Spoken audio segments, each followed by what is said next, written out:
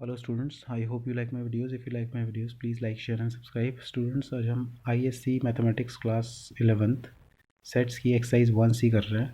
तो first question देखते हैं. फर्स्ट क्वेश्चन था, you have to suggest a universal set for Jaipur, Chennai, Bangalore, Itanagar. तो हमको मालूम है स्टेट की कैपिटल्स हैं, तो इसलिए हम इसके लिए सजेस्ट कर सकते हैं universal set that set Capitals of India. So this is the answer. Second question, first part, set of parallelogram. इसके लिए भी हमको यूनिवर्सल सेट सजेस्ट करना है. तो देखो, पैरेललोग्राम जो हमने चूज़ किए होंगे वो क्वाड्रिलेटरल में से चूज़ किए होंगे, है ना. तो क्वाड्रिलेटरल क्या हो जाएगा, उसके लिए यूनिवर्सल सेट हो जाएगा. तो हम यहाँ पर लिख सकते हैं quadrilateral. Set of quadrilateral is a universal set for parallelogram. Question third में हमको इक्वेशन सॉल्व करनी है. तो first part is X such that 2x + 6 is equal to 0 and x belongs to integer. तो हमने सिंप्लीफाई करनी है इक्वेशन, x की वैल्यू निकालनी है. x यहाँ पर -3 आ रहा है, ठीक है, क्योंकि x इंटीजर को बिलोंग कर रहा था. तो यहाँ पर -3, this is answer. Second, x such that 5x + 16 equals to 1, x belongs to natural number. इसको हमने सिंप्लीफाई करना है, x की वैल्यू निकालनी है. x की वैल्यू -3 आ रही है. अब देखो, यहाँ पर जो बिलोंग कर रहा है x, वो इंटीजर को कर रहा है, और जबकि हमारा आंसर x की वैल्यू क्या आ रही है, -3 आ रही है. तो x की वैल्यू -3 तो हो नहीं सकती ना, क्योंकि x तो नेचुरल नंबर को बिलोंग कर रहा है. तो माइनस कैसे हो जाएगा, नेचुरल नंबर तो नेगेटिव होते ही नहीं है, ठीक है. तो यहाँ पर क्या हो जाएगा, एम्प्टी सेट. मतलब ये नेचुरल नंबर, इसकी वैल्यू, अगर ये नेचुरल नंबर है तो x की कोई भी वैल्यू नहीं होगी यहाँ पर, ठीक है. तो इसलिए ये एम्प्टी सेट हो गया. y such that 5y/3 - 7 is less than equals to 13. y is prime number. तो अब देखो, इस जैसे हमने क्लास 10th में इनइक्वालिटीज़ सॉल्व करनी थी, सिंपल हमको वैसे ही सॉल्व करना है इनइक्वालिटीज़. यहाँ पर 5y/3 - 7 इज़ लेस देन 17 है, तो हम 7 दोनों तरफ ऐड कर देते हैं. तो इधर से कैंसिल आउट हो जाएगा, -7 + 7, और इधर हो जाएगा 13 + 7. 13 + 7 20. यहाँ पर है 5y/3 is less than equals to 20. तो हमको y की वैल्यू निकालनी है. y की वैल्यू निकालनी है तो 3/5 से दोनों तरफ मल्टीप्लाई कर देंगे. तो ये 3/5 से हमने इधर मल्टीप्लाई किया, यहाँ पर कैंसिल आउट हो जाएगा. और जब हम 3/5 से मल्टीप्लाई कर देंगे, 5 5 3 3 कैंसिल, तो y बचेगा. y equals to 20 × 3/5. तो इसको सिंप्लीफाई करके y की वैल्यू आ रही है, y इज़ लेस देन 12. अब y इज़ लेस देन 12 मतलब 12 इंक्लूडिंग 12 एंड 12 से छोटी वैल्यूज़. लेकिन y किसको बिलोंग कर रहा है, y is a prime number. Prime number कौन से होते हैं, प्राइम नंबर वो होते हैं जिनके जो केवल अपनी टेबल से डिवाइड हुए, जो अपने आप से डिवाइड हुए. तो हमको प्राइम नंबर्स लिखना है, 2 3 5 7 11. Question number fourth question is, हमको यूनिवर्सल सेट गिवन है और x हमको गिवन है कि x is a set of integers and y is a set of irrational numbers. तो हमको इसमें से चूज़ करना है. तो इंटीजर्स में से चूज़ करेंगे तो -1 और √36 हो जाएगा, क्योंकि √36 को अगर हम सॉल्व करें तो +-6 आएगा. प्लस और माइनस दोनों इंटीजर्स को बिलोंग करते हैं, तो इसलिए हमने √36 लिख दिया. y इरेशनल नंबर है, तो इरेशनल नंबर यहाँ पर √2 है और √30 है. So these are √2 and √30 are irrational numbers. Question number 6.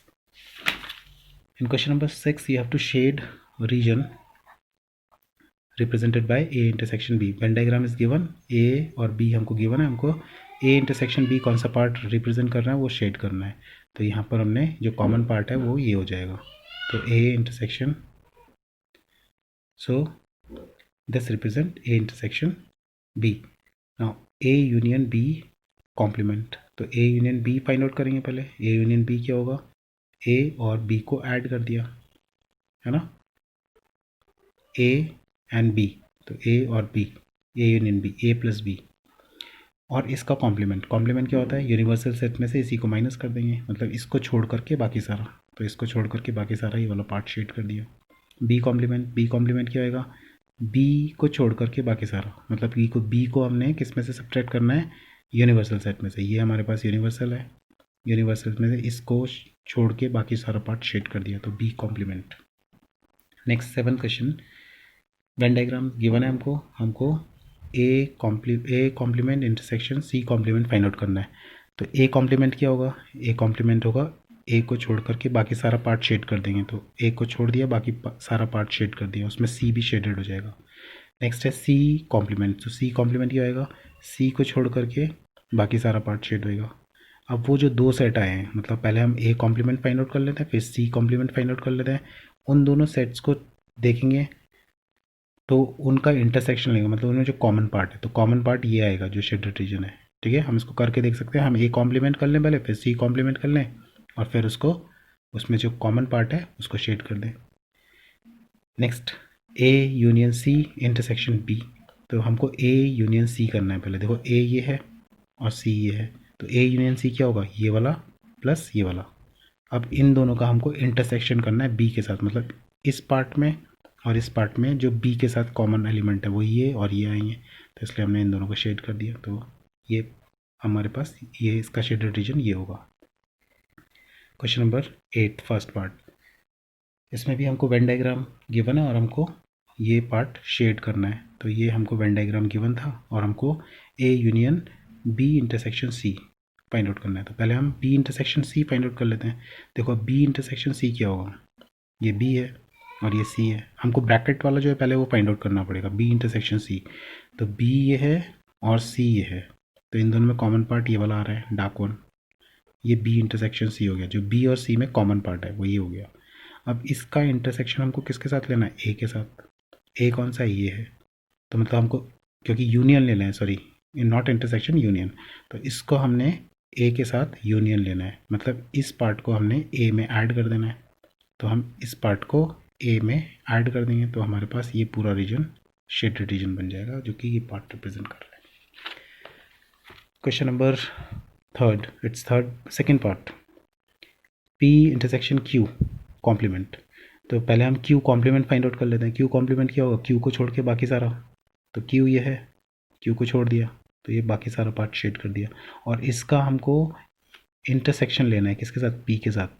मतलब पी ये पूरा है और इंटरसेक्शन ये पूरा था, और क्यू कॉम्प्लीमेंट ये पूरा था शेडेड रीजन। तो इस पार्ट को और इस पूरे पार्ट में जो कॉमन पार्ट है वो ये वाला आएगा केवल, ओनली पी। तो हम ओनली पी को शेड कर देंगे। Next is B intersection C intersection A complement. तो हम पहले कुछ भी निकाल लें, या तो ए कॉम्प्लीमेंट निकाल लेते हैं या बी इंटरसेक्शन सी निकाल लेते हैं।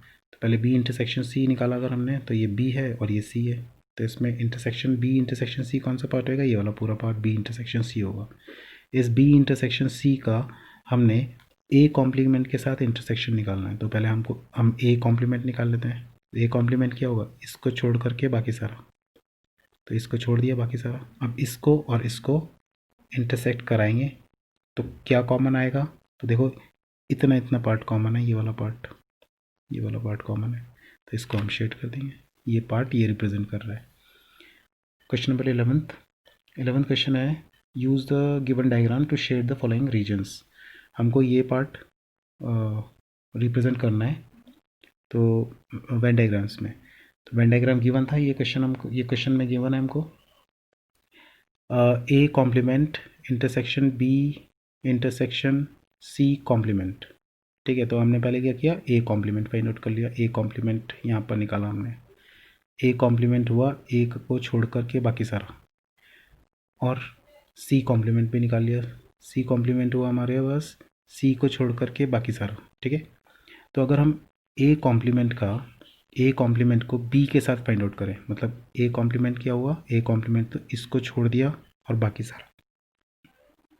अब इसका, इस पूरे का, ये जो शेडेड रीजन है इस पूरे का और बी का अगर हम इंटरसेक्शन पार्ट निकालें, ठीक है, इंटरसेक्शन पार्ट क्या हुआ, जो कि इस पार्ट में जो ये वाला शेडेड रीजन दिखा रखा है, ये वाला शेडेड रीजन, इसको छोड़ के बाकी सारा जो दिखा रखा है, इसको और मतलब ये जो शेडेड रीजन है इसको और बी का हम इंटरसेक्शन लें, तो हमने दिख रहा है कि ये वाला पार्ट, केवल इतना इतना पार्ट, ये वाला पार्ट कॉमन आ रहा है।